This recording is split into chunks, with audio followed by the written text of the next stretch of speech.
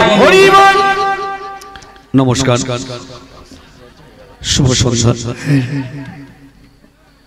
আমার স্মরণীয় বরণীয় শ্রদ্ধেয়, স্মরণীয় বরণীয় শ্রদ্ধেয়া বর্তমান যেনারা আসরে রয়েছেন, আমি আমার কবিগানের দ্বিতীয় পর্যায়ে দাঁড়িয়ে আপনাদের সকলকে জানাই আমার ভক্তিপূর্ণ প্রণাম। আমি প্রথমবার এসে আমার মাইকা বিষয় গান পরিসমাপ্ত করে আজকে আপনাদের যে দেওয়া বিষয় সেই বিষয়কে লক্ষ্য রেখে অর্জুনের ভূমিকায় দাঁড়িয়ে দাদা হনুমানকে কয়েকটা জিজ্ঞাসা করেছিলাম, ভাই আরেকটু ভাসিয়ে দাও, আরেকটু দাও, এর বাপটা আরেকটু দাও মনিটর।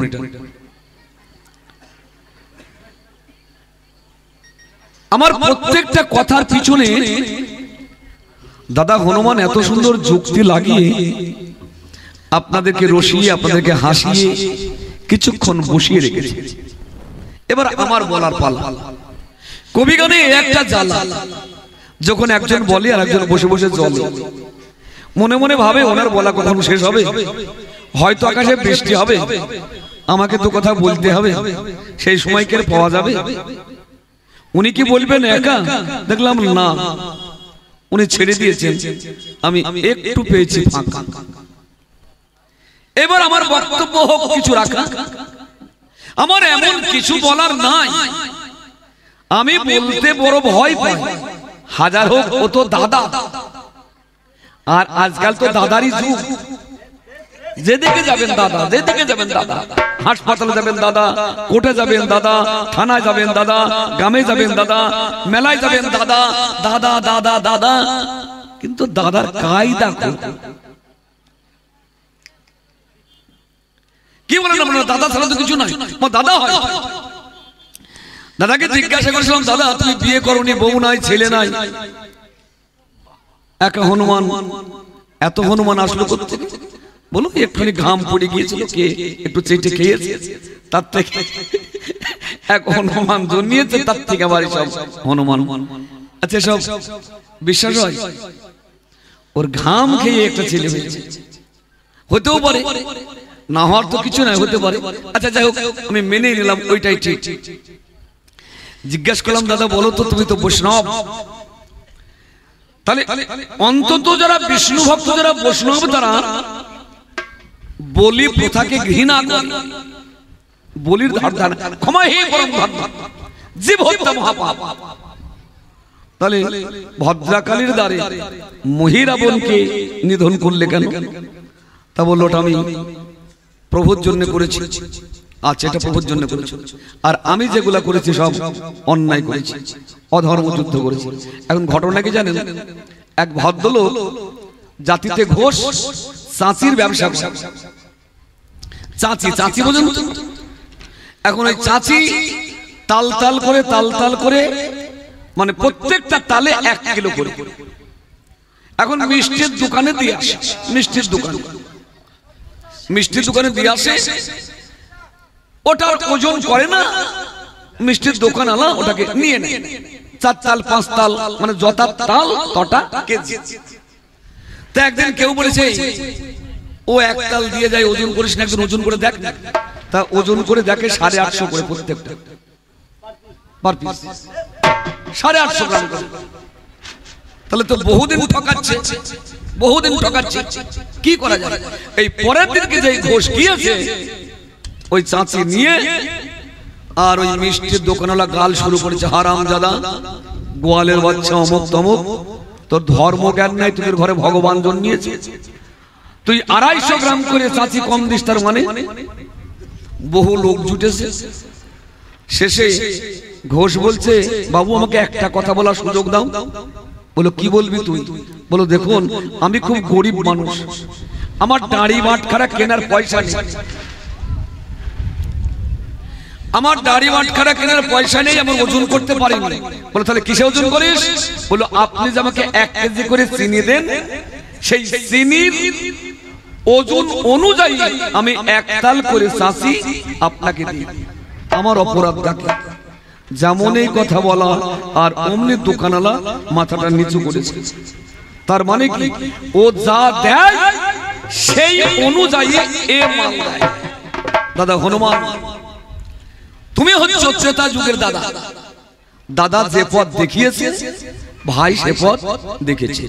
সাউন্ডে কিন্তু আনন্দ পাচ্ছেন, পুরো প্লেন একদম বসিয়ে দিয়েছে গলায় পা দিয়ে। হ্যালো হ্যালো হ্যালো হ্যালো মহামান্য জনদালাত,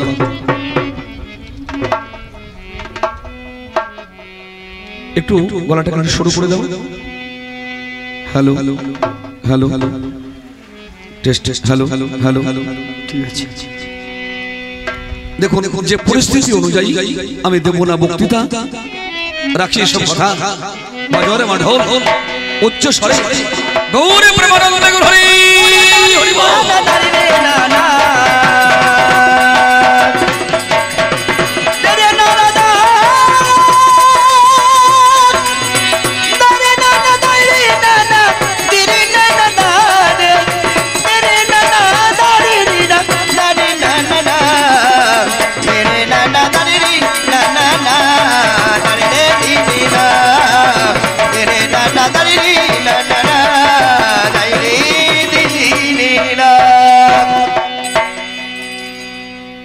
তারে না তানা তান্না না,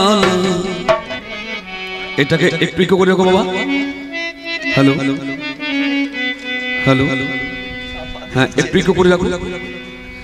তারে না তান্না তানা তারা তানা না না। দাদা আজ তুমি যা বলেছো বেশি বলেছো, বেশি বলেছো।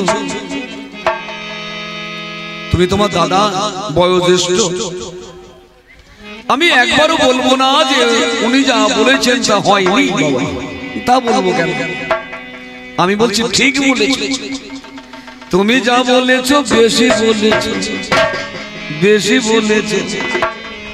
তবে তোমার ভাব গেল জানা,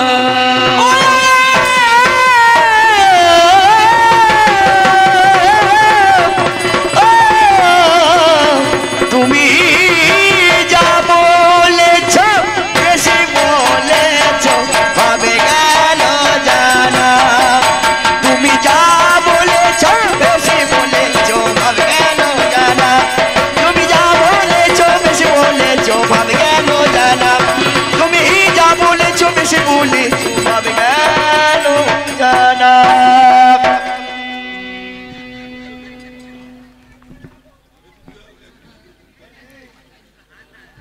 হ্যালো অনেকে ভাবে জানে না,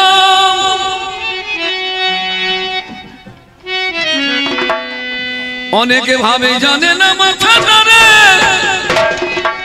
তাকে বলে তাল কানা। ভাবে জানে না মাথা ধরে, বলে তাল কানা। তুমি যা বলেছো বেশি বলেছো ভাবে গেল জানা।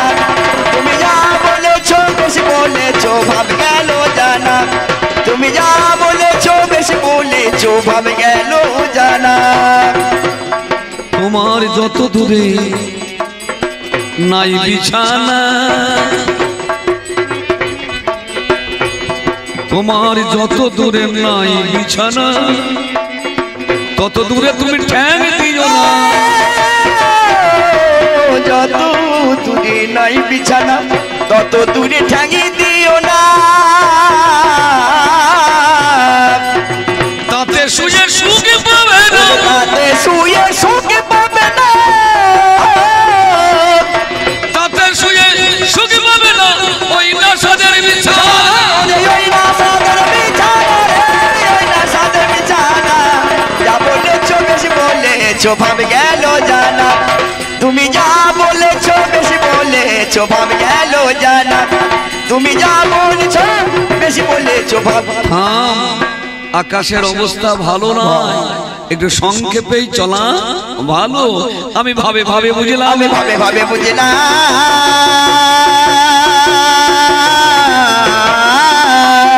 আমি ভাবে ভাবে বুঝলাম, ভাবে ভাবে বুঝলাম। দাদা হনুমানের কথা শুনতে পেলাম। আমি ভাবে ভাবে বুঝিলাম। আমার যাহা জিজ্ঞাসা দাদা হনুর কাছে ছিল ওনার জ্ঞানের সীমার মধ্যে উত্তর দানিল আমার প্রশ্নের উত্তর দিয়ে আমায় করিল জিজ্ঞাসা আমি এক ঢালা ভেঙে দেব বাস্তব ভূপুর বাসা হাজিরে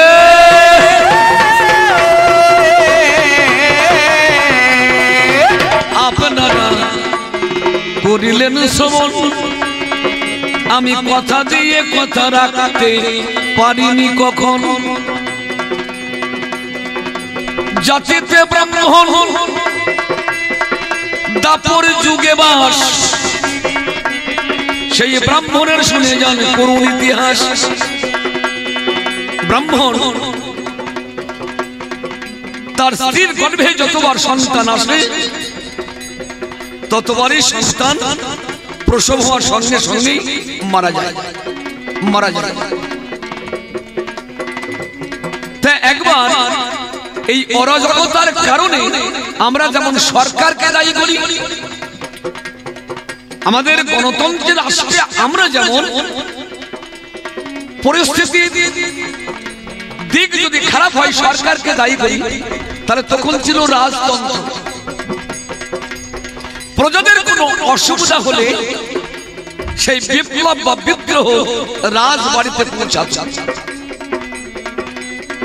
ব্রাহ্মণের যে পরপর ছেলে মারা যাওয়ার কারণ রাজাকেই দায়ী করেছিল দিয়ে যুধিষ্ঠির মহারাজকে ঘেরোয়া করেছিল এই ব্রাহ্মণের দল যে আপনারা এমন কোন অপকর্ম করছেন রাজ্যে এমন কিছু পাপ কার্য চলছে যার জন্য স্বয়ং ব্রাহ্মণের ছেলে অকালে মরছে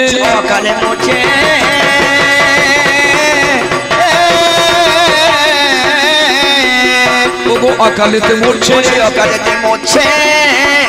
রাজাকে দায়ী করেছে অকালেতে মরছে এদের পাঁচ ভাইয়ের একটা কাজ ছিল যদি কোনো কারণে কেউ যুধিষ্ঠির দিকে আঙুল তুলত তাহলে এরা চার ভাই কেউ থেমে থাকতো না যে আমার দাদার দিকে আঙুল তোলা হচ্ছে কেন কেন না আমার দাদা হচ্ছে গঙ্গা জলের তুল্য পবিত্র এবং তিনি ধার্মিক এবং তিনি ধর্মরাজ হে ব্রাহ্মণগণ আপনারা আমার দাদাকে দায়ী করছেন কেন বলে আমার সন্তান মরছে কাকে দায়ী করবো অর্জুন বলল ঠিক আছে এবার যখন আপনার স্ত্রী গর্ভবতী হবে ওরে আগে থেকে আমায় জানাবে আগে থেকে আমায় জানাবে আমি ব্যবস্থায় একটা নেব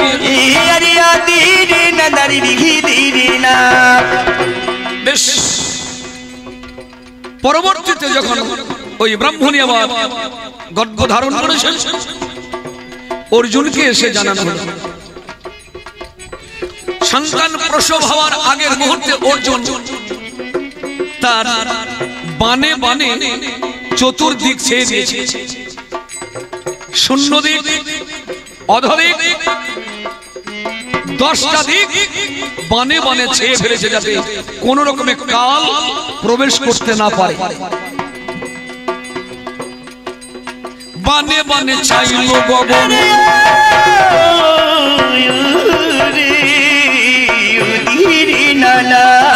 বানে বানে চাইল রে গগন দেখা গেল ব্রাহ্মণের ছেলে প্রসব হয়ে আবার মারা গেছে অর্জুন ঠেকাতে পারল না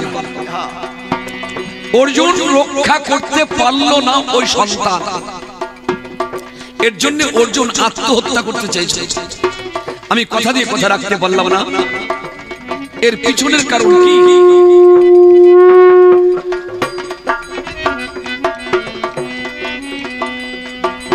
এর পিছনের কারণটুকু কি আমায় জানতেই হবে রে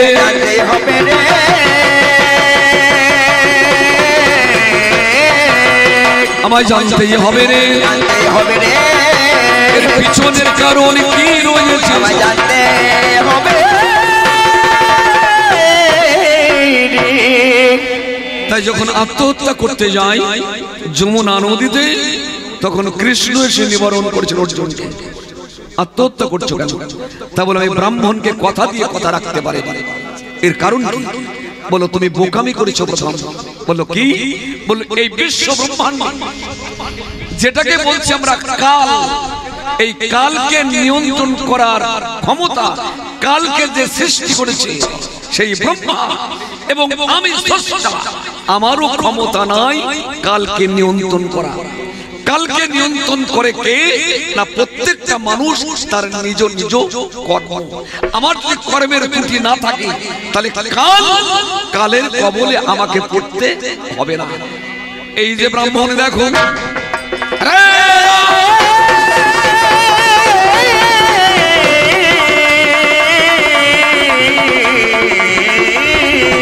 আমরা প্রত্যেকটা মানুষ নিজের ভবিষ্যৎ চিন্তা করি, ছেলের ভবিষ্যৎ, মেয়ের ভবিষ্যৎ, নাতির ভবিষ্যৎ চিন্তা করি। এই চিন্তাটা কিন্তু কারণ সময়ে বলে দেবে ওর কি হবে। তোমাকে সময়ের জন্য অপেক্ষা করতে হবে, কালের জন্য অপেক্ষা করতে হবে। হ্যাঁ, তোমার যতটুকু কর্ম করা উচিত তুমি গার্জেন হয়ে ততটুকু তাকে করিয়ে দাও, বাকি চিন্তা তোমার না। আমরা চিন্তা করি, কিন্তু চিন্তা করে কোনো সমস্যার সমাধান করা যাবে না, তার ভাগ্যে পরিবর্তন করতে পারবে না, তার কালকে অন্য পথে চালাতে পারবে না। তাহলে ব্রাহ্মণের ত্রুটি ছিল কি কর্ম? কোন কর্ম? আমাদের তিনটে কর্ম, একটা প্রিয়মান কর্ম, একটা সঞ্চিত কর্ম, একটা পরোদ্ধ কর্ম। পরোদ্ধ কর্ম কোনটা?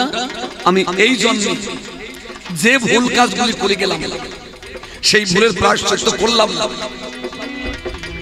এরপরে যখন আমি আবার জন্মগ্রহণ করব, এই জন্মের যে সমস্ত কর্মের ত্রুটি বা অপরাধ, এই পরোদ্ধ কর্মের ফল আমাকে আগামী জন্মে গিয়ে ভোগ করতে হবে।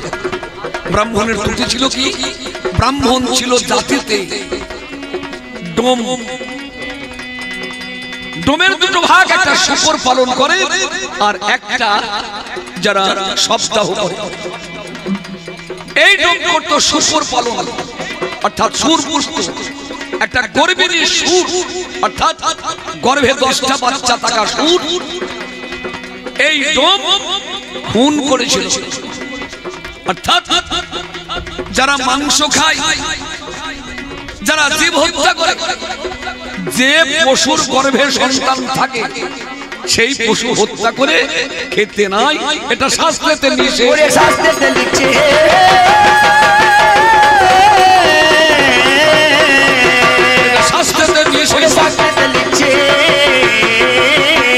জানে যারা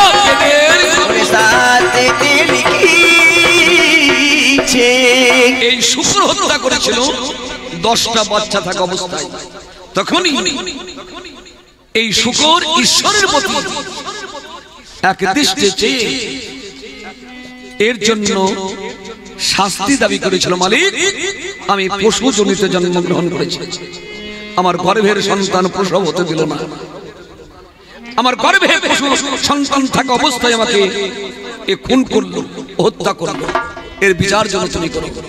তাই সেই ব্রাহ্মণ, সেই ডোম এই যুগে এসে হয়েছিল ব্রাহ্মণ, তার স্ত্রী সেই ব্রাহ্মণী। একটা করে সন্তান হয়, পৃথিবীর আলো দেখতে না দেখতে কালের কবলে চলে যায়। আর সেই কালকে নিবারণ করার ক্ষমতা অর্জুনের নয়, ভগবান কৃষ্ণ এটা বুঝাইয়ে বলেছেন।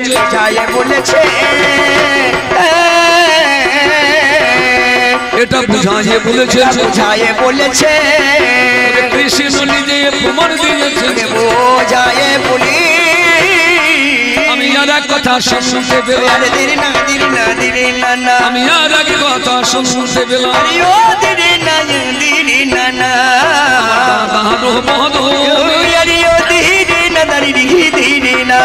যেটা ধর্ম যুদ্ধ বলছি আমরা, ধর্ম যুদ্ধ বলছি রে আমরা, ধর্ম যুদ্ধ সবটাই ধর্মযুদ্ধ।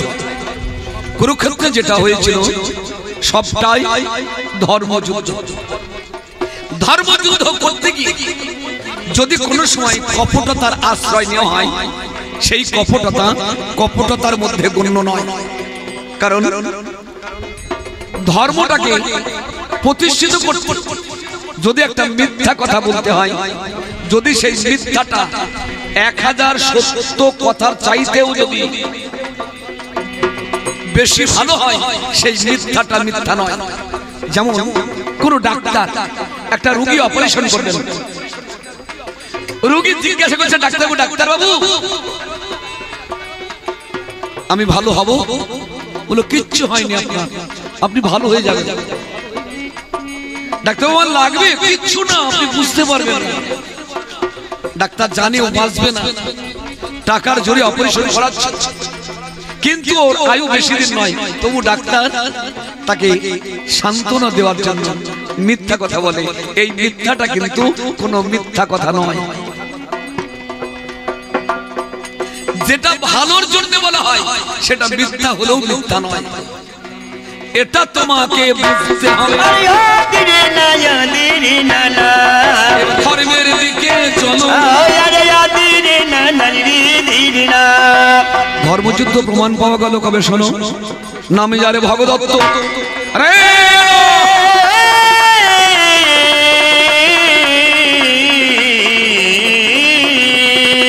নামে যারে ভগদত্ত, নরকের সন্তান, পৃথিবীর নাতি, সেটা লিখেছে পুরাণ।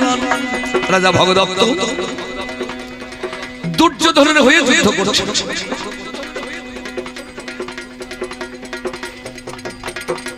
তেরো দিন যুদ্ধের দিন এই রাজা ভগদত্ত একটা বাণ নিক্ষেপ করেছে, আর সেই বাণে সারা পৃথিবী তোলপাড় করছে। পাণ্ডবরা ধ্বংস হয়ে যাবে, ওই অস্ত্রটা ঠিক মতো প্রয়োগ হবে। ভগবান কৃষ্ণ রথ থেকে লাফ দিয়ে তাড়াতাড়ি নেমে জোরহাত করে দাঁড়িয়ে পড়েছে। জোরহাত, যেমন কৃষ্ণ জোরহাত করে দাঁড়িয়েছে, বাকি সৈন্য যারা ছিল সবাই অস্ত্র ত্যাগ করে জোরহাত করে দাঁড়িয়েছে। দেখুন, সব যুদ্ধ অস্ত্র দিয়ে হয়, সব যুদ্ধ লাঠি দিয়ে বন্দুক দেখিয়ে হয় না। এমন যুদ্ধ আছে জোর হাতেও শত্রুকে পরাজিত করা যায়, এটাও কিন্তু একটা যুদ্ধ। এর মতো মোক্ষম অস্ত্র আমার মনে হয় বিশ্ব ব্রহ্মাণ্ডে আর কিছু নাই। আপনি লাঠি নিয়ে মারতে আসছেন, আমি যদি বলি দাদা আমি কি এমন অন্যায় করেছি বলুন, আমাকে মারতেই হবে, আচ্ছা মেরে আপনার সুখ মিটবে? যদি আপনার ভিতরে একটু মনুষ্যত্ব থাকে, আমার এই অস্ত্রের উপরে আপনার ওই অস্ত্রটা আর প্রয়োগ করতে পারবেন না, তাহলে বুঝুন আপনার ওই মেশিন জ্ঞান আর আমার এই আত্মজ্ঞান, এই দুটোর মধ্যে কোনটা জোরালো? এইটাই জোরালো। যখন প্রয়োগ করেছিল রাজা ভগদত্ত, সমস্ত সৈন্যরা জোরহাত করে দাঁড়িয়েছে, আর ভগদত্তের সেই বৈষ্ণব অস্ত্র ফুলের মালা হয়ে কৃষ্ণের গলায় পড়েছে। যেমন কৃষ্ণের গলায় পড়ল, চতুর্দিকে কৃষ্ণের জয় জয়,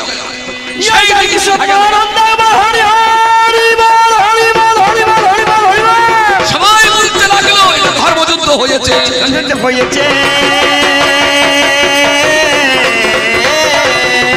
এই তো ধর্মযুদ্ধ হয়েছে, ধর্মযুদ্ধ হয়েছে, কুরুক্ষেত্রের মাঠে প্রমাণ হয়েছে, ধর্মযুদ্ধ হয়েছে। এতে কি প্রমাণ হয় না রে দাদা? নামি যারা গান্ধারী, দুর্যোধনের জননী, পাণ্ডবদের বিপক্ষে যারা, দুর্যোধন যখন গান্ধারীকে প্রণাম করেছিল, মা আশীর্বাদ করো যুদ্ধে যেন আমি জয়লাভ করতে পারি, চোখ বন্ধ অবস্থায় দক্ষিণ হস্ত দুর্যোধনের মাথায় তুলে দিয়ে গান্ধারী বলেছিলেন জয়স্তু পাণ্ডবপুত্রানাং। দুর্যোধন মাথা তুলে বলল, কেন মা? বলো, যে পক্ষে জনার্দন, যথা কৃষ্ণ তথা ধর্ম, যথা ধর্ম তথা জয়। অর্থাৎ কৃষ্ণ যেখানে সেখানেই তো ধর্ম, ভগবান যেখানে বিরাজমান সেখানে কি অধর্ম হয়? দাদা বুঝতে পারো না, বুঝতে পারো না,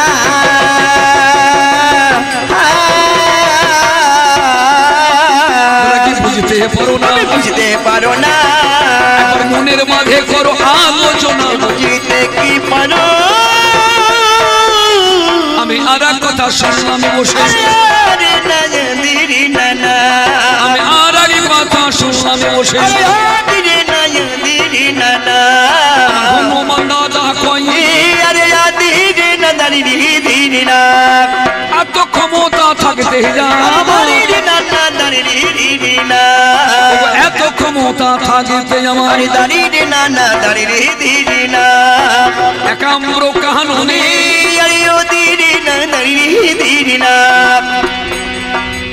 পঞ্চপাণ্ডব পাশা খেলায় হেরে যাবার পরে এরা 12 বছরের জন্য বনবাসে চলে যাচ্ছে। সবাই কাঁদছে, নকুল সহদেব কাঁদছে, ভীম কাঁদছে আর রাগে ফুলছে, আর অর্জুন রাস্তার ধুলো উড়াতে উড়াতে চলে যাচ্ছে। শুধু রাস্তার ধুলো তুলছে আর উড়াচ্ছে। ব্রাহ্মণরা বলা বলি করছে অর্জুন কি পাগল হলো? বলো না, অর্জুন পাগল হয়নি, দেশের লোককে দেখিয়ে দিয়ে গেল আজকে যেভাবে ধনু উড়াচ্ছি কুরুক্ষেত্রের সুযোগ আসলে এই রকম আমি বাণ উড়াবো।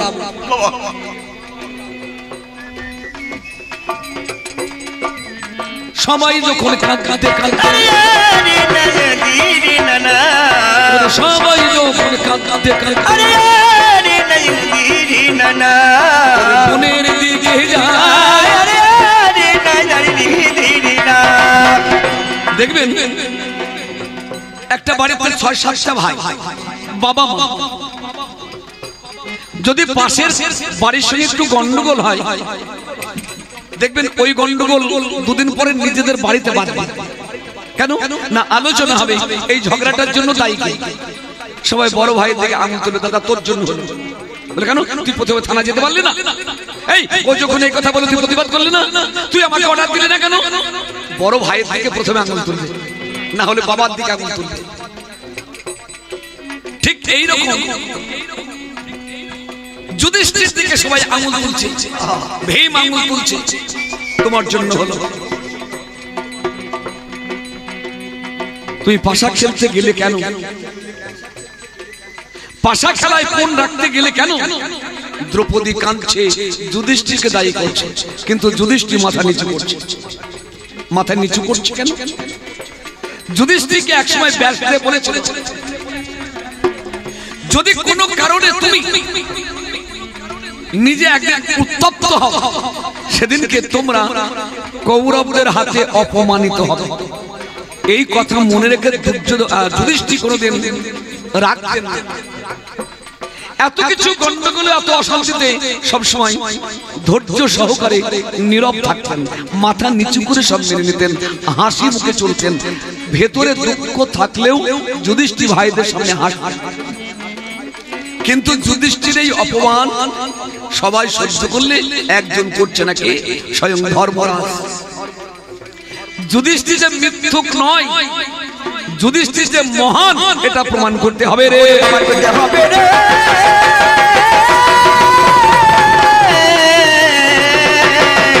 এটা প্রমাণ করতে হবে রে,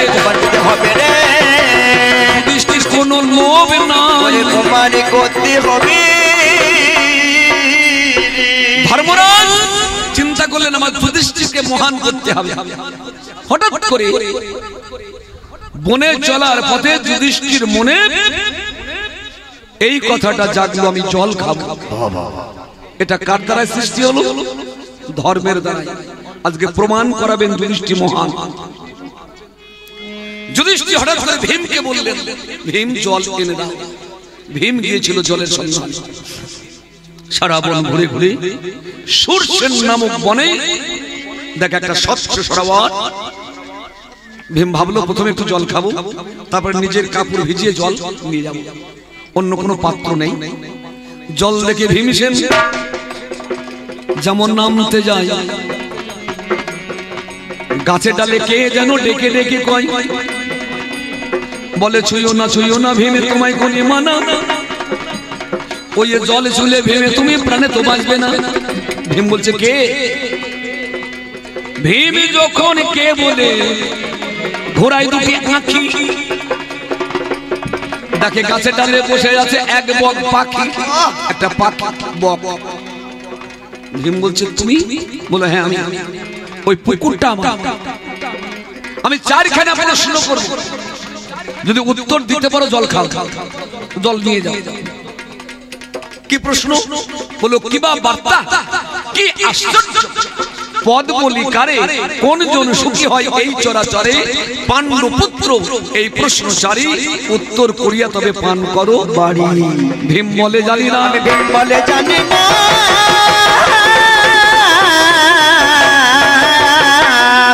আমার ভীম বলে জানি না, ভীম বলে জানি না, জল খাবো কোনো কথা শুনবো না। ভীম বলে জানি, গায়ের জোরে ভীম যেমন জলে নেমেছে ভীম মারা গেল। আমি অতদূর কথা অকারণে বলতে যাব না, আমি পছন্দ করি না অকারণে কথা বইয়ে নিয়ে বেড়ানো। ভীমের দেরি দেখে অর্জুনকে মারা গেল, নকুল সহদেব মারা গেল, এমনকি দ্রৌপদী পর্যন্ত মারা গিয়েছে। এই জায়গাটা আমাকে বলছে, যেদিনকে ভীষ্ম সরসজ্জায় শায়িত হলো, সেদিনকে দুর্যোধনের সঙ্গে জল চেয়েছিল, কিন্তু সোনার ভিন্নারের জল ভীষ্ম সেদিকে ফিরে চাইনি। ওই জলে সে সন্তুষ্ট নয়, ত্যাগের সময় ভোগের বস্তু গ্রহণ করবে না, তাই তাকিয়েছিল অর্জুনের দিকে। তাই অর্জুন কৃষ্ণের দিকে তাকায়, আর কৃষ্ণ নিচের দিকে দেখিয়েছিল। সঙ্গে সঙ্গে তুম থেকে বান তুলে অর্জুন পাতালে বান নিক্ষেপ করে ভোগবতীর জল তুলে দিয়েছে। ভোগবতীকে, এটাও একটা গঙ্গা। ভগীরথ যেদিনকে গঙ্গাকে নিয়ে আসে গোমুখী পর্বত থেকে, স্বর্গীয় গঙ্গা তিন ভাগে ভাগ হয়। স্বর্গের দিকে যেটা থাকলো তাকে বলি আমরা অলোকানন্দা। মাটির পৃথিবী যেটা আসলো ভগীরথ এনেছে বলে এর নাম ভাগীরথী, আর যেটা পাতালে প্রবেশ করে এর নাম হচ্ছে ভগবতী। তাহলে এই যে পাতালে ভগবতী রয়েছে, এই সন্ধান মানুষ জানতো না, কিন্তু এই জলকে তুলে একমাত্র ভীষ্মকে দেওয়া হয়েছে, আর কেউ এই জল পায়নি। জল পায়নি,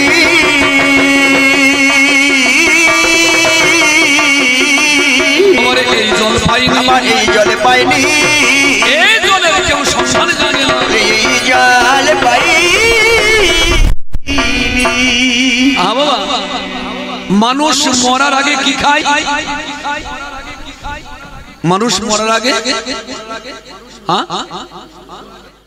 না কি খায়? খাবি খায়। আর সেই সময় ওই খাবি খাওয়ার সময় কি দেয়? দুধ, গঙ্গা জল।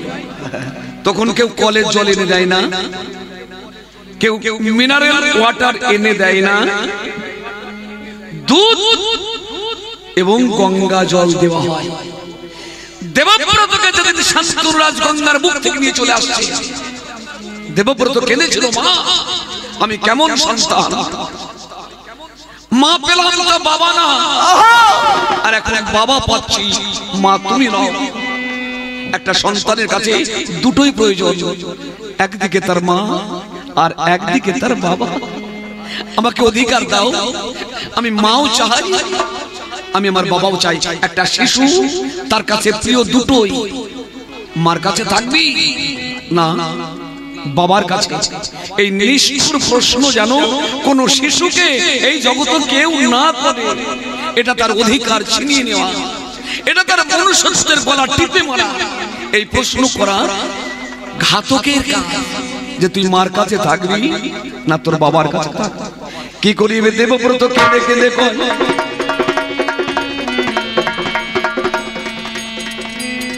আমার বাবা পেলাম মা, বলো যাবে বা কোথায়? গঙ্গা বলল, বাবা আজ তোকে তোর বাবার কাছে দিলাম, যেদিন তুই ইচ্ছা মৃত্যু পর পেয়ে আবার আমার কাছে ফিরে আসবার জন্য চেষ্টা করবি, সেদিন আমার এই স্তনের দুগ্ধ আমি তোর মুখে দেব, সেটা কি গঙ্গা ভগবতী। জানবে কি একমাত্র ভগবান শ্রীকৃষ্ণ। তাহলে গঙ্গা কথা দিয়েছিলেন তার ছেলেকে যে যেদিনকে তোর বিদায় নেওয়ার পালা হবে সেই দিনকে আমি তোর মুখে আমি আমার স্তনের দুগ্ধ আবার দেব। কৃষ্ণের ইশারায় অর্জুন সেই মা ভগবতী গঙ্গার বক্ষে নিক্ষেপ করে ওই জল ভীষ্মের মুখে দিয়েছে। এই জল যে আর কারো পাওনা নয়, এটা না পাবে যুধিষ্ঠির, না পাবে ভীম, না পাবে অর্জুন, জগতের কেউ তো পাওয়ার কথা নয়। কেন বোকার মতো বলছো? বোকার মতো বলছো,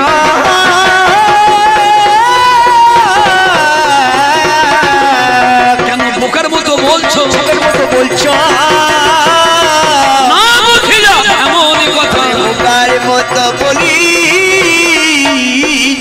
এটা গেল আমার কবি গানের শাস্ত্রমুখী আলোচনা, কিন্তু থেকে গেল যুক্তি। যুক্তি কি না, এই জল দেওয়ার ক্ষমতা যারা আছে পিসি সরকার, পিসি সরকার গেলিল ফু আর অমনি 10 টাকার একটা রাজভোগ হাতে দেখিয়ে দিল। তাহলে এই ম্যাজিক যদি আমার জানা থাকে, আমার এই 4টে লোকের টিফিন করাতে পয়সা খরচা হবে? গন্ডাশালামদের মোড়ে নামবো, গিলি গিলি হু করবো আর 10 টাকা রাজভোগ এদেরকে খাওয়াবো নাকি? এটা ম্যাজিকে সম্ভব, এটা বাস্তবে সম্ভব নয়। নামে যারে অর্জুন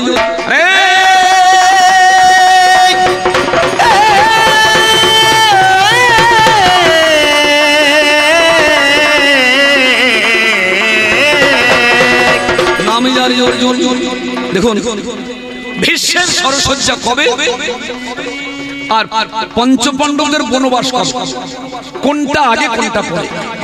আগে হচ্ছে বনবাস, 12 বছর বনবাস, 1 বছর অজ্ঞাতবাস, 13 বছর ঘুরে এসে তারপরে হচ্ছে যুদ্ধ। আর সেই যুদ্ধে 10ম দিনের দিন সরসজ্জা।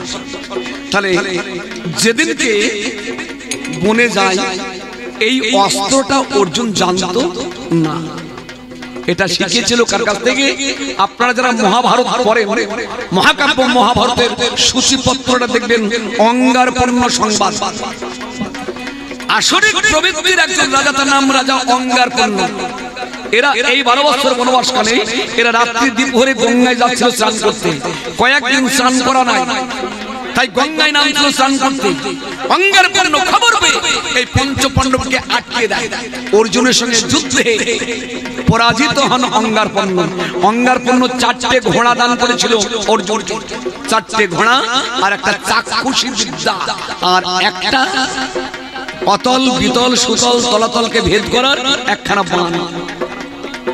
সপ্ত পাতালকে ভেদ করার একখানা বাণ অঙ্গারপর্ণ দান পেন অর্জুনকে। কবে? বনবাসের কালে। তাহলে জল খাওয়ার ঘটনা ছাড়িয়ে গেছে। আমি কবি গান শিখেছি আজকে 28 বছর। 28 বছর আগে কেউ যদি আমাকে বলতো না পাঁচালি করে শোনাবো, আমি পারতাম, কারণ আমি পরে গান শিখেছি। আমাকে যখন অর্ডার করা হয়েছে তখন আমি গান জানতাম না। তাহলে বান পেয়েছে কবে? বনবাসের কালে। জল খাওয়ার সিন চলে গেছে। ঘুরতে ঘুরতে অঙ্গারপর্ণর দেশে পৌঁছেছে, তখন তো জলের খবর জানাই তো ছিল না, জানাই তো ছিল না।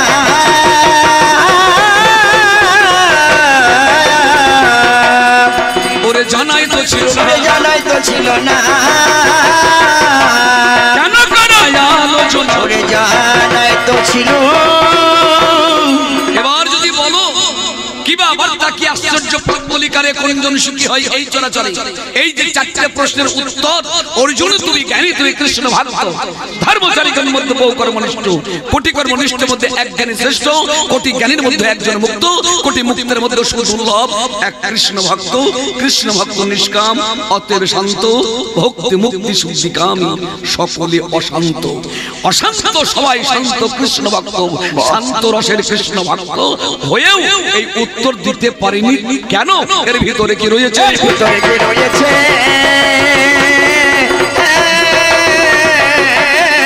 এর ভিতরে কি রয়েছে? ভিতরে কি রয়েছে? বলে জানাই আমি তোমারই কাছে। এর ভিতরে কি রয়েছে? হচ্ছে স্বয়ং ধর্মরাজ।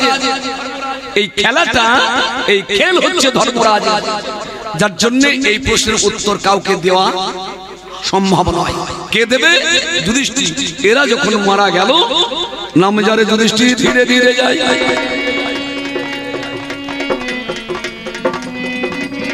দেখে চারে ভাই এরা বাবা জলে ভেসে রয়। চারে ভাই জলে ভাসে, আর ভাসে দ্রৌপদী। ওরে ডাঙায় বসে যুধিষ্ঠির কাটে দ্রৌপদী। মগরূপী ধর্মরাজ যুধিষ্ঠিরকে বলে, না বুঝে যুধিষ্ঠির ভেসে না চোখের জলে। কেঁদো না যুধিষ্ঠির, কেঁদো না। ওরা আমার প্রশ্নের উত্তর দিতে পারে না। তুমি যদি উত্তর দিতে পারো, এই চারজন ভাই আর দ্রৌপদী এর মধ্যে যে কোনো একটাকে বাঁচিয়ে নিয়ে চলে চলে। আচ্ছা দেখুন, পাঁচ ভাইয়ের একটা বউ, তাহলে ধর্মরাজ কি বলছে? যদি উত্তর দিতে পারো এর মধ্যে একজনকে বাঁচিয়ে না, তাহলে হনুমান হলে কি করবে? আগে মাদিটাকে বাঁচাবে। হনুমানের যে স্বভাব নাকি দেখেন না, হনুমানের লড়াই দেখেন না আপনারা?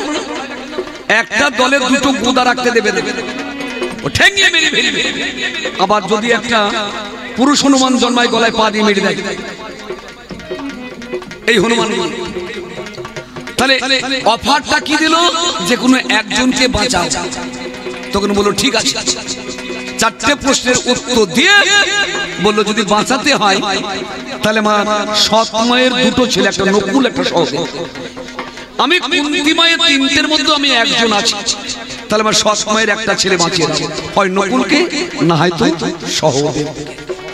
তখন এই ধর্মরাজ বলল, সত্যই তুমি ধর্মরাজ, তোমার মতো ধার্মিক জগতে নাই রে, জগতে নাই রে।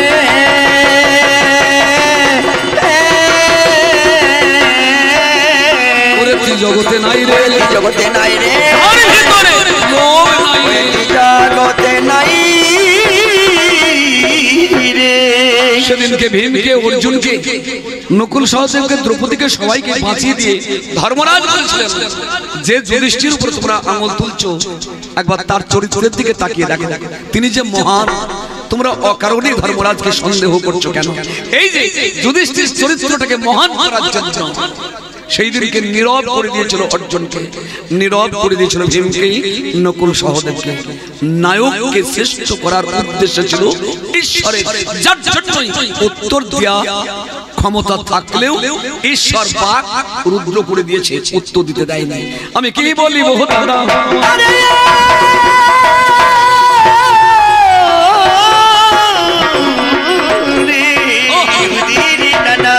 আমি কি বলি বহু দাদা হনুমান, আর এক কথা শুনি, ওই রথে সমরে কন্যা রথের জায়গা মেদিনী কাজ করছে। 17 দিন যুদ্ধের দিন নামজার কর্ণ, সেই কর্ণের রথের চাকা মাটিতে বসেছিল। কর্ণ যে আমার কে আপনারা সবাই জানেন, আজকে বলার অধিকার আমার নাই। আমি যে মরা সেজেছি, 5টা ছেলে এরা সংকল্প করেছে আমরা গঙ্গা স্নান করতে যাবো। 5 জনের যুবক ছেলে, তা 5 জনে বলা বলি করছে এমনি এমনি গেলে কি হয়, এক কাজ করে, একজনে মরা সাজ আর 4 জনে খাটুলি করে বলহরি দিয়ে যায়। বাস একটা খাটুলি তৈরি করে 5 বন্ধুর মধ্যে একজন মরা সেজেছে আর 4 জনে নিয়ে যাচ্ছে। যেতে যেতে একটা জায়গায় গিয়ে 3টে পথ, কোন দিকে গঙ্গা এরা ঠিক করতে পারছে না। বলা বলি করছে আরে গঙ্গা কোন দিকে? এখন যে মরা সেজেছে সে উপর থেকে বলছে আমি কিন্তু চিনি গঙ্গা কোন দিকে। বলছে বল, বলছে না আমি যে মরা সেজেছি,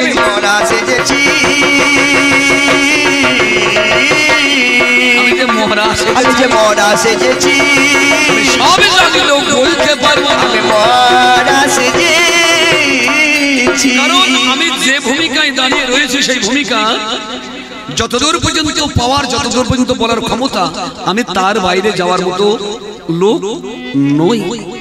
তাহলে কর্ণের রথের চাকা বসলো, দৈবক্রমে অর্জুনের রথের চাকা বসেছিল কেন দাদা? একদিন বসেনি অর্জুনের রথের চাকা, একদিন বসেনি চাকা, 3 দিন বসেছে।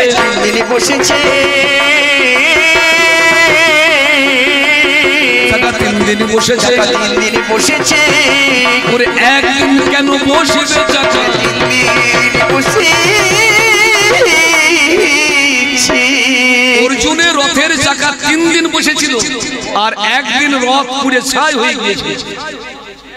প্রথম কবে বসেছিল না? যেদিনকে গুরু দ্রোণাচার্য বধ হয়, গুরুদেব যেদিনকে বধ হয় সেই দিনকে কর্ণের রথে অর্জুনের রথের চাকা বসে গিয়েছে। কারণ গুরু অভিশাপ, গুরুর ধনুর ছিলা কেটে দিয়ে ধৃষ্ট দুমন্য যখন দ্রোণাচার্যের মাথা কেটে নিয়ে চলে যায়, অর্জুন যেমন লাফ দিয়ে উঠেছে, ভগবান কৃষ্ণ রথ টানতে গেছে, অমনি চাকা বসে গেল, আর রথ উঠছে। তাই তো হয়, তাই তো হয়। গুরু যেদিনকে বধ হয় সেদিনকে রথের চাকা ওঠে। গুরুকে গুরু ব্রহ্মা, গুরু বিষ্ণু, গুরুদেব মহেশ্বর, গুরুরেব পরম ব্রহ্ম। এই ব্রহ্মরূপী গুরু বধ হলে এই দেহরূপা রথ আপনি নিচে বসে যান, সেদিন আর উঠতে পারে না। ওরে ওই দিন বসলো রথের চাকা,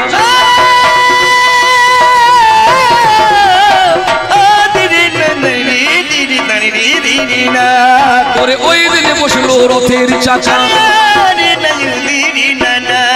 আমি আর আগের দিন ভাই বোন যেদিনকে নারায়ণের সেনার সঙ্গে যুদ্ধ করছে অর্জুন, নারায়ণের সেনার সঙ্গে যুদ্ধ করছে, কৃষ্ণ রথ নিয়ে গেছে, আর ওই দিনকে সপ্তরথী ঘিরে ফেলেছে অভিমন্যুকে। অভিমন্যু যখন বধ হয়েছে, আর অর্জুনের বুকের মধ্যে মর্মর করতেছে। সন্তানের কিছু হলে মার বাবা এদের বুকে বাঁধে, মার কাজ ভালো লাগে না, মনে হয় হাতে পায়ে কিল লাগছে, খিদে হচ্ছে না, মনে মধ্যে ছটছট করছে। সন্তানের কিছু হলে মায়ের শরীরে ধাক্কা লাগে, বাবার মনে ঝটকা লাগে। ছেলের কিছু হলে বাবার মনে ঝটকা লাগে। অভিমন্যু যখন চিৎকার করে উঠেছে বাবা গো বলে, আর অর্জুন বলছে, কৃষ্ণকে বলছে, সখা রথে রাম, রথে রাম। আমার অভিমন্যুর ডাক বারে বারে আমার কানে আসছে। যেমন রথ ঘোরাতে গিয়েছি অমনি চাকা বসে গেছে। কেন? পুত্র নিধন হয়েছে। পুত্র কি? আত্মজ, আমাদের সত্তা, সত্তা নেমে গেলেই এই চাকা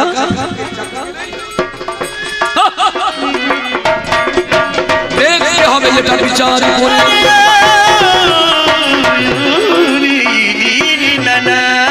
দেখতে হবে, যেটা বিচার করে। এই গেল দুদিন, আর একদিন বারবার যুদ্ধে কৃষ্ণ বারবার কর্ণের সুনাম করছে, কর্ণের সুনাম করছে। অর্জুন বলছে, অহংকারে মানুষের পতন হয়, জানেন? অহংকার, অহংকার।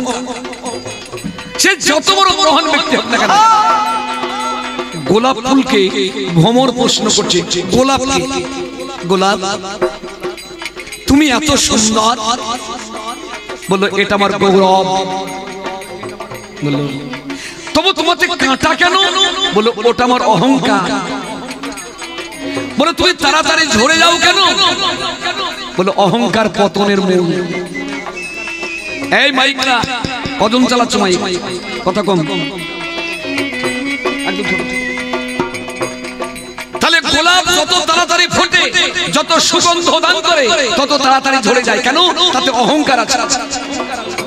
যে মানুষ যত তাড়াতাড়ি বাড়ে, সে তত তাড়াতাড়ি পতন হয়। অহংকার জেগেছিল অর্জুনের মনে। কর্ণের সুনাম করো কেন? কৃষ্ণ বলছে, শোনো অর্জুন, কর্ণকে তোমার কি মনে হয়? বলে কি মনে হবে? আমি একদিন বান মেরেছিলাম 10 পা পিছিয়ে গিয়েছিল। বললো কর্ণ যেদিনকে বান মারে, বললো আমার রথ 2 পা পিছিয়েছে। বলো শোনো, তাহলে কর্ণের বানে অর্জুনের রথ 2 পা পিছিয়েছে, আর অর্জুন বানে কর্ণের 10 পা পিছিয়েছে। এইবার শোনো, আমি যখন তোমার রথে বসি, বিশ্বম্ভর মূর্তি ধারণ করি, এই ত্রিজগতের ভার আমি বহন করে তোমার রথে বসি, তাহলে সেই রথটা কত ভার? আর সেই রথটাকে কর্ণ 2 পা পিছিয়ে দিচ্ছে, আর কর্ণের রথে কেউ নেই, তুমি মাত্র 10 পা পিছিয়ে। তাহলে ক্ষমতা কার বেশি, কর্ণের না তোমার? অহংকার, এই অহংকার করে যেমন রথটা ফেরাতে গেছে, আমার চাকা বসেছে। তাহলে একটা বসলো পুত্র মৃত্যু, একটা বসলো গুরুর মৃত্যু, আর একদিন বসেছিল অহংকারের কারণ। রথপুরে শেষ হয়েছিল কবে? সেটা কুরুক্ষেত্রের যুদ্ধের শেষে, সেটা বলার এখন আমার এখতিয়ার নাই। তুমি মন দিয়ে শুনে যাও, মন দিয়ে শুনে যাও,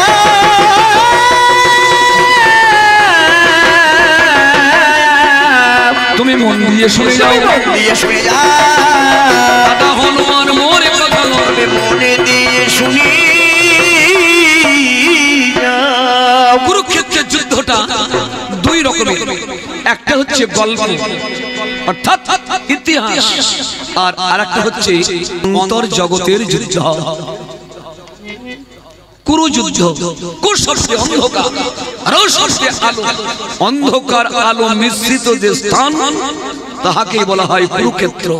নায়ক এবং নায়িকার যে গোপনের যুদ্ধ, যে সংগ্রাম, এই যুদ্ধ কাকে ধরে? কৃষ্ণকে ধরে। এই কৃষ্ণকে ধরে কামের উপর শত্রুকে যে ধ্বংস করতে পারে, নিজের ব্রহ্মকে ঠিক জায়গায় রেখে, এটাকেই বলা হয় ধর্মযুদ্ধ। মনকে প্রত্যয় করে ধর্মকে ধরে রাখাই হচ্ছে রসিকের যুদ্ধ। মহামান্য জন আদালত আমি 2 রকম দিই। দাদা হচ্ছে উপলক্ষ, লক্ষ্য হচ্ছেন আপনারা। আমার কিঞ্চিত জ্ঞানের ভান্ডার খুলে দিয়ে উত্তর দিলাম। এবার আমি কিছু শোনাবো,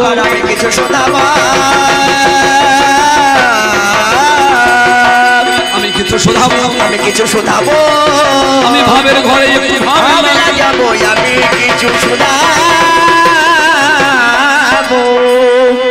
ভক্তের পরশে অপবিত্র পবিত্র হয়। যদি কোনো ভক্ত কোনো অভক্তকে স্পর্শ করে, তাহলে সেই অভক্তের দেহ পর্যন্ত পবিত্র হয়।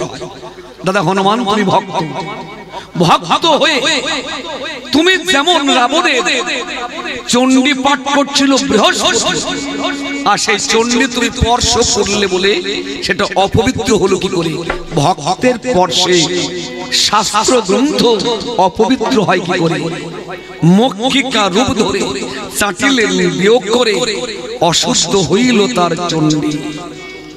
রাবণের চণ্ডী অশুদ্ধ হলো কি করে? এই মাতৃ পূজায়। এই দেখেন, এই যে বাসন্তী পূজা, এইটা আমাদের আদি পূজা। এই দুর্গা পূজাটাই আমাদের মূল পূজা। এই পূজাটাই করত সত্য যুগে সৃষ্টি হয়েছিল রাজা সুরত এবং মেধাতিথি, এরা সৃষ্টি করেছিলেন এই মহামায়া, এই দুর্গা দেবী। এই বসন্তকালের পূজা আমরা আশ্বিন মাসে যেটা করি, ওটা রাবণ নিধনের জন্য। হ্যাঁ, রাম দায়ে পড়ে অকাল বোধন করে সমস্ত দেবদেবীদের শক্তি একত্রিত করে ওই মহামায়ার সৃষ্টি হয়েছিল। কিন্তু আমাদের এই মায়াটাই হচ্ছে, এই মা হচ্ছে আমাদের আদি মা। এই পূজাটাই হচ্ছে আমাদের আদি পূজা। এই দুর্গা উৎসবটাই আমাদের উৎসব। বলো, সেই দিনকে সেই দুর্গা পূজার কালে চণ্ডী পাঠ করেছিলেন বৃহস্পতি, আর দাদা হনুমান স্পর্শ করেছিল বলে অশুদ্ধ হলো। ভক্তের পরশে চণ্ডী অশুদ্ধ হয় কি করে? আমাকে ভালোভাবে বোঝাবে, ভালোভাবে বোঝাবে, আমাকে ভালোভাবে বোঝাবে, ভালোভাবে বোঝাবে। আমার দাদা হনুমান কথা ভালোভাবে আমায় বুঝাবে। এই গেল মোর তৃতীয় পাল্লা, এই গেল মোর তৃতীয় পাল্লা। প্রথম জিজ্ঞাসা আমি আর আগে কথা তোমার কাছে, আমি আর আগে কথা তোমার কাছে একটু জানতে চাই। দেখো, স্বর্গলোকে একদিন স্বর্গলোকে ঋষি দুর্বাসা রাজা ইন্দ্রের রাজসভায় গিয়েছিলেন। পথে যাওয়ার পথে উর্বশী পারিজাত পুষ্পের মালা দুর্বাসার গলায় দিয়েছিল। দুর্বাসা সেই মালা তার শিষ্য ইন্দ্রকে দিয়েছিল, আর ইন্দ্র দিয়েছিল হাতির গলায়, আর হাতির দাঁত দিয়ে মালা ছিঁড়ে ফেলেছিল। পরে দুর্বাসা জানতে পেরে ইন্দ্রকে অভিশাপ দিয়েছিল যে তুই লক্ষ্মী ছাড়া হবে, স্বর্গীয় লক্ষ্মী পাতালে নেমে গিয়েছিল। দাদা হনুমান তুমি তো ভক্ত, মায়ের দেওয়া উপহার স্বয়ং মা সীতা বহুমূল্য রত্নহার তোমার গলায় দিয়েছিল, সেটা প্রসাদীয় মালা, তুমি দাঁত দিয়ে ছিঁড়লে কেন? এক, ওর মধ্যে দুই কি মানুষ উপহার পায় কখন, প্রাইজ পায় কখন? সে যদি কোনো জয় যাত্রা করে আসে, বলো ত্রেতা যুগে মা সীতার কাছে এমন কি ধর্ম কর্ম করেছিল যার জন্যই এত ভক্ত থাকা সত্ত্বে মা তোমার গলায় এই প্রাইজ দিল কেন? এর ভিতরে কি রয়েছে? ভিতরে কি রয়েছে?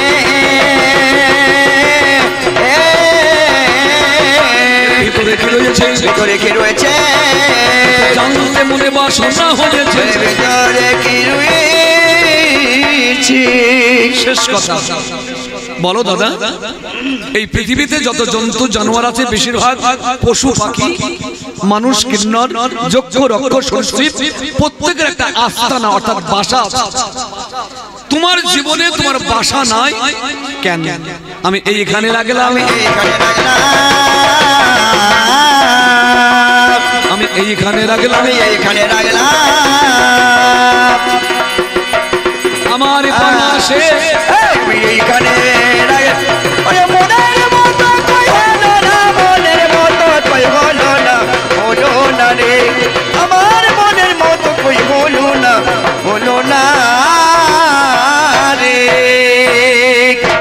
ব্যাস,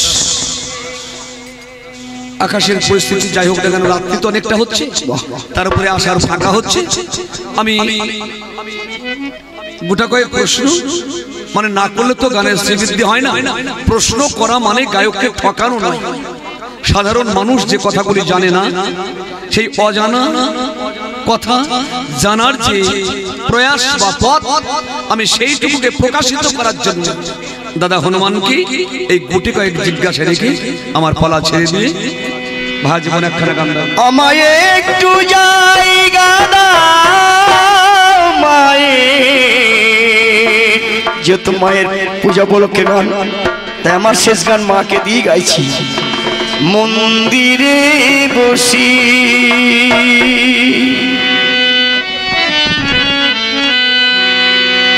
আমি অনাহুত একজন, আমি অনাহুত একজন, আমি অনাহুত একজন, অনেক দোষেতে দোষী, আমায় একটু জায়গা দাও মায়ের মন্দিরে বসি, মায়ের মন্দিরে বসি।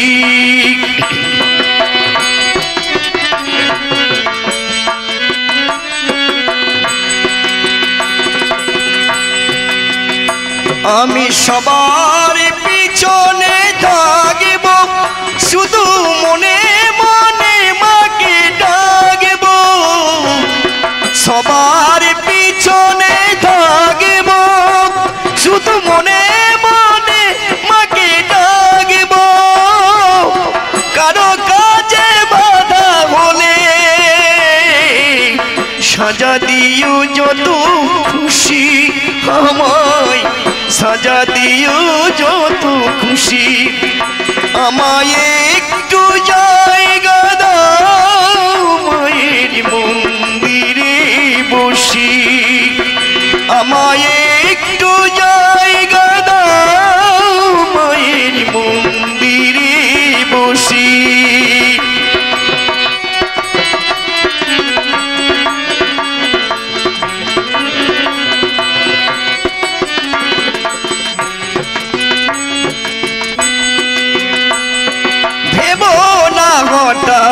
সামনে এগিয়ে মায়ের চরণ ছুঁয়ে দেব দূর থেকে মা চোখের জলেতে মার রাঙা পা ধুয়ে দেব মার রাঙা পা ধুয়ে দেব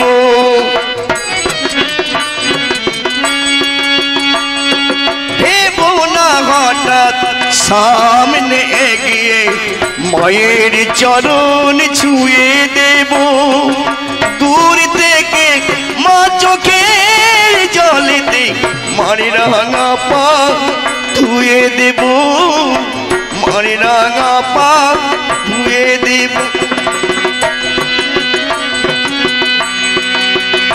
তুমি আরতি যখন করবে পূজা দীপ তুলে ধরবে আমাকে দেখতে দিও মায়ের একটু হাসি আমার মায়ের একটু হাসি আমায় একটু জায়গা দাও মায়ের মন্দিরে বসি আমায় একটু জায়গা দাও মায়ের মন্দিরে বসি আমি অনাহুত একজন